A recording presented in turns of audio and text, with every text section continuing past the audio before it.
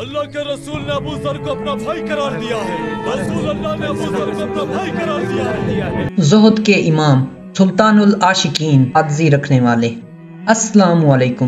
امید کرتا ہوں کہ آپ سب خیریت سے ہوں گے۔ تو اگر آپ میرے چینل پر نئے آئے ہیں تو میرے چینل کو لائک، شیئر اور سبسکرائب کرنا نہ بھولیں۔ چلتے ہیں ہم اپنی ویڈیو کی طرف۔ آج جو ہماری ویڈیو کا ٹاپک ہے وہ ہے حضرت ابو ذر غفاری۔ آپ کا تعلق غفاری قبیلے سے تھا۔ آپ اپنے زہد کے لیے بہت ہی زیادہ مشہور تھے۔ آپ بہت ہی زیادہ عاجز انسان تھے۔ آپ نے اپنی زندگی عاجزی میں ہی گزار دی۔ تو رسول صلی اللہ علیہ وسلم نے حضرت ابو ذر غفاری کے بارے میں فرمایا تھا کہ آسمان کی نیلی چھتری کے نیچے سب سے سچا انسان ابو ذر غفاری ہے۔ مزید آپ صلی اللہ علیہ وسلم نے ابو ذر غفاری کے بارے میں یہ فرمایا ہے کہ اگر میری امت میں تم نے موسیٰ کو دیکھنا ہے تو آپ حضرت ابو ذر غفاری کو دیکھ لیں۔ تو حضرت موسیٰ علیہ السلام سے تشبیہ اس لیے دی کہ حضرت موسیٰ علیہ السلام بھی بہت ہی زیادہ عاجزی رکھتے تھے، بہت ہی زیادہ زہد تھا ان میں بھی، تو وہ اپنے ہاتھ سے پانی نہیں پیا کرتے تھے۔ تو اس وجہ سے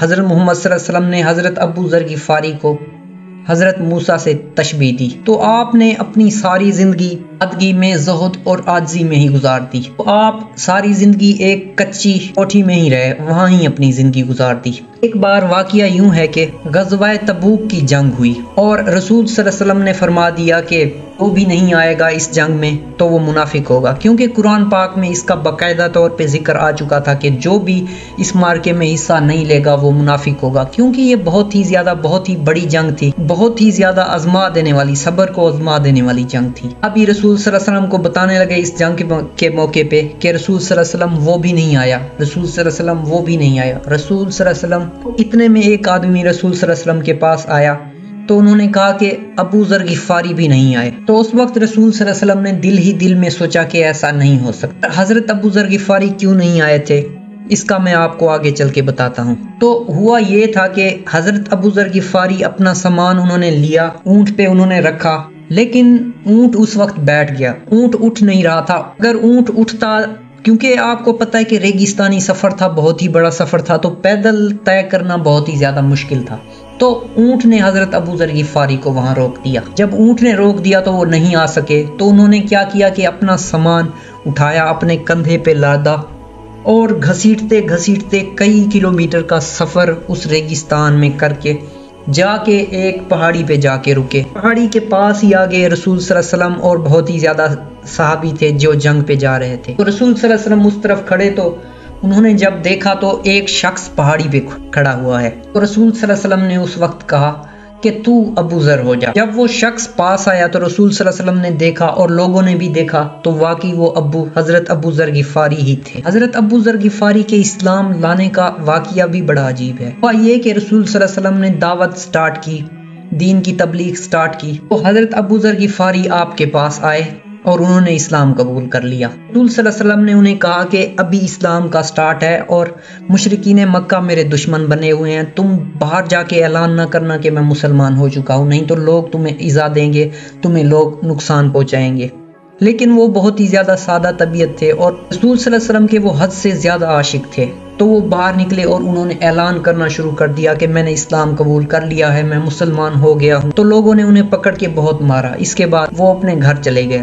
انہوں نے اسلام کی خاطر بہت ہی زیادہ تکلیفیں اٹھائیں۔ وہ جب بہت ہی زیادہ بوڑھے ہو چکے تھے، حضرت امیر معاویہ کے دربار میں بہت ہی زیادہ عیاشی اور ان کے گھر میں بہت ہی زیادہ عیاشی ہونے لگی، بہت ہی زیادہ کے پاس دولت ہوتی تھی اور عالی شان گھر، عیاشی سب۔ حضرت ابو ذر غفاری کو یہ چیزیں اچھی نہیں لگتی تھیں، تو وہ آئے اور امیر معاویہ کے دربار میں آ کے انہوں نے سبھی گورنروں کو آ کے جھنجھوڑا، انہیں کہا کہ رسول صلی اللہ علیہ وسلم کی تو تعلیمات یہ نہیں تھی اور تم نے اتنی عیاشی، اپنے گھر، محلات اور اعلیٰ کپڑے تم نے پہنے ہوئے ہیں، ایسا مت کرو۔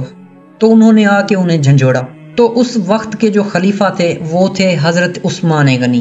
تو اس وقت امیر معاویہ جو تھے وہ گورنر تھے، تو انہوں نے حضرت عثمان کے پاس ایک خط بھیجا اور کہا کہ یہ جو حضرت ابو ذر غفاری ہیں یہ آ کے ہمارے پاس فتنہ پھیلا رہے ہیں، لہٰذا آپ ایسا کریں کہ انہیں نہ ملک بدر کر دیں۔ تو ہوا ایسا کہ हज़रत अबू ज़र गिफ़ारी को मुल्क से निकाल दिया गया। लिहाजा वो गए और उन्होंने जाके अपने लिए सीने से बाहर ही जाके उन्होंने अपने लिए एक कच्ची कोठी बनाई। बहुत ही ज़्यादा उस वक्त वो बूढ़े हो चुके थे, 70-80 साल के करीब उनकी उम्र थी।